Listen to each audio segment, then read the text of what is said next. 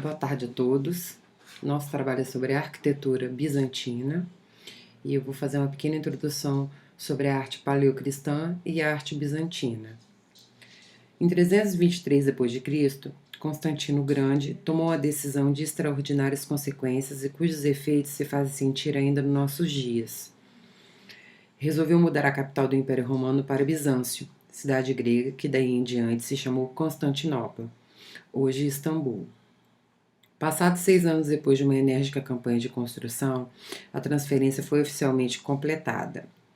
Ao dar esse passo, o imperador reconheceu a crescente importância estratégica e econômica das províncias orientais. A nova capital simbolizava também a nova base cristã do Estado romano, porque se encontrava no coração das regiões mais cristianizadas do império. Constantino não podia prever que a deslocação da sede do poder imperial iria provocar a cisão do Estado. Mas foi o que sucedeu. Em menos de um século, embora os imperadores de Constantinopla não renunciassem às suas pretensões sobre as províncias do Império do Ocidente, estas, sob o domínio de imperadores romanos ocidentais, cedo foram presa de tribos germânicas invasoras, visigodos, vândalos, ostrogodos, lombardos. Nos fins do século VI, já tinha desaparecido os últimos vestígios do poder centralizado. O Império do Oriente, ou bizantino, pelo contrário, sobreviveu a essas invasões e, sob Justiniano, alcançou nova força e estabilidade. Com o avanço do Islã, um século mais tarde, as províncias imperiais da África e do Próximo Oriente foram ocupadas pelos exércitos muçulmanos. No século XI, os turcos estabeleceram-se numa larga parte da Ásia Menor, enquanto as últimas possessões bizantinas no Ocidente, na Itália Meridional, caíam nas mãos dos normandos. Contudo, o império, com seus domínios reduzidos aos Balcãs e à Grécia, manteve-se até 1453, quando os turcos conquistaram finalmente a própria Constantinopla. A divisão do Império Romano depressa levou também a um cisma religioso. No tempo de Constantino, o bispo de Roma, cuja autoridade derivava de São Pedro, era a cabeça reconhecida da Igreja cristã, o Papa. A sua alegada proeminência foi, porém, contestada pelo patriarca de Constantinopla. Divergências doutrinais começaram a desenvolver-se e, com o tempo, a divisão da cristandade numa igreja ocidental ou católica e noutra oriental ou ortodoxa seria praticamente definitiva. As diferenças entre ambas eram muito profundas. O catolicismo romano manteve a sua independência no poder político imperial, o outro, e tornou-se uma instituição internacional, a refletir o seu caráter de igreja universal, ao passo que a igreja ortodoxa se fundava na união dos poderes espiritual e secular da pessoa do imperador, o qual designava o patriarca. Ficava assim dependente do Estado, exigindo uma dupla vassalagem aos fiéis e partilhando as vicissitudes do poder político. Era a adaptação cristã de uma herança muito antiga, a realeza divina do Egito e do Próximo Oriente. Se os imperadores bizantinos já não podiam aspirar à condição de deuses, mantiveram todavia um papel ímpar e engrandecido como chefes reconhecidos e absolutos da Igreja e do Estado. E a tradição não morreu com a queda de Constantinopla. Os czares da Rússia reivindicaram o manto dos imperadores bizantinos. Moscovo tornou-se a terceira Roma, e a Igreja Ortodoxa Russa ficou tão estreitamente ligada ao Estado como o tivera a sua antepassada bizantina. O paleocristão e o bizantino. É a separação religiosa, mais que política, do Oriente e do Ocidente, que torna impossível o estudo da arte cristã do Império Romano no mesmo capítulo.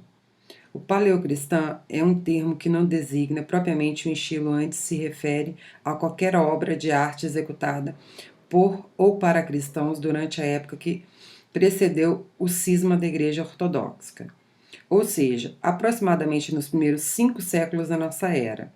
A arte bizantina, por seu lado, designa-se não só a arte do Império Romano do Oriente, mas também um tipo peculiar de estilo, Como se desenvolveu a partir de certas tendências que remontam ao tempo de Constantino, ou mais cedo ainda, não existe uma separação nítida entre as artes paleocristã e bizantina. Se o reinado de Justiniano foi designado por primeira idade de ouro e da arte bizantina, o próprio imperador era um homem de fortes tendências ocidentais, latinas, que esteve perto de conseguir a reunificação do Império de Constantino, e os monumentos que patrocinou, especialmente os erigidos na Itália, podem ser encarados como os paleocristãos ou bizantinos, conforme o quadro de referência escolhido. É verdade que pouco depois a cisão política e religiosa entre o Ocidente e o Oriente se tornou igualmente uma cisão artística. Na Europa Ocidental, os povos celta e germânicos ficaram a ser herdeiros da civilização tardo-romana, de que a arte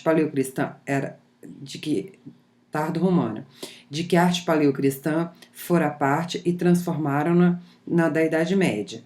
O Oriente, pelo contrário, não sofreu essa ruptura.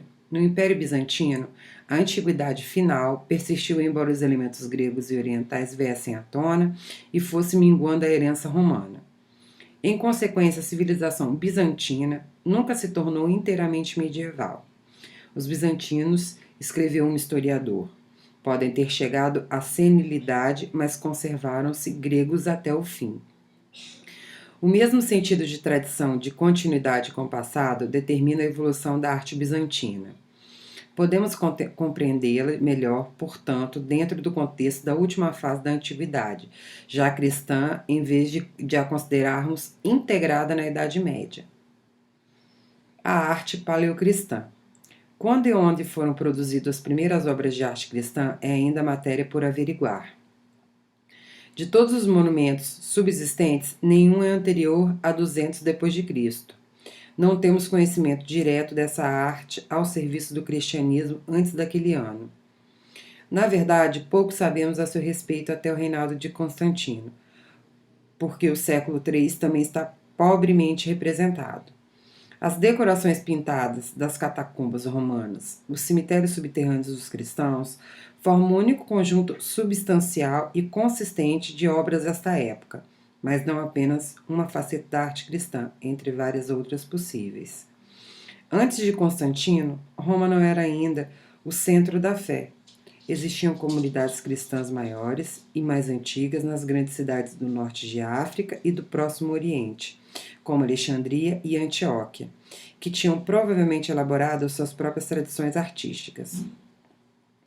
As extraordinárias pinturas murais de Dura Europos deixam supor que outras pinturas de um mesmo caráter orientalizante podem ter decorado as paredes dos locais de culto na Síria e na Palestina, visto que as primeiras congregações cristãs foram constituídas por dissidentes da comunidade hebraica. Alexandria, lar de uma grande colônia de judeus completamente helenizados, podem bem ter produzido no século I ou II representações picturais do Antigo Testamento num estilo aparentando aos das pinturas de Pompeia.